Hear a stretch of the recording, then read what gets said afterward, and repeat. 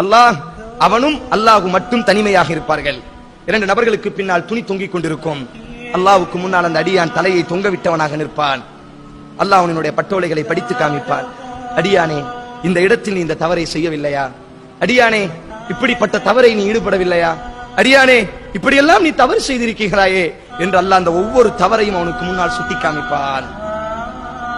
நடியான் அழுது கொண்டே சொல்வான், நாம் யா ரப்பி, எனது கருணையாளனே, என்னை படைத்த ரப்பே, நான் அந்த பாவம் செய்திருக்கிறேன் யா அல்லாஹ், நான் அந்த பாவம் செய்தேன் யா அல்லாஹ், நான் அந்த பாவம் செய்தேன் யா அல்லாஹ், நான் அந்த பாவம் செய்தேன் யா அல்லாஹ் என்ற அந்த அடியான் அழ ஆரம்பித்தவுடன் அல்லாஹ் ரப்புல் ஆலமீன் சொல்வான், நண்பு அடியானே, நீ கவலை அடைய வேண்டாம், உனது கால்கள் நடுங்க வேண்டாம். உலகத்தில் அந்த பாவத்தை நான் மறைத்து வைத்தேன், உலகத்தில் அந்த பாவத்தை நான் வெளிக்காட்டவில்லை. நீ எனக்காக வேண்டி வாழ்ந்தாய். நீ பாவம் செய்தாலும் என் பக்கம் நீ மீண்டு வந்தாய். நீ பாவம் செய்தாலும் என்னை மன்னிக்கக்கூடிய ரப்பு ஒருவன் இருக்கிறான் என்று அந்த பாவத்தை விட்டு திருந்தினாய்.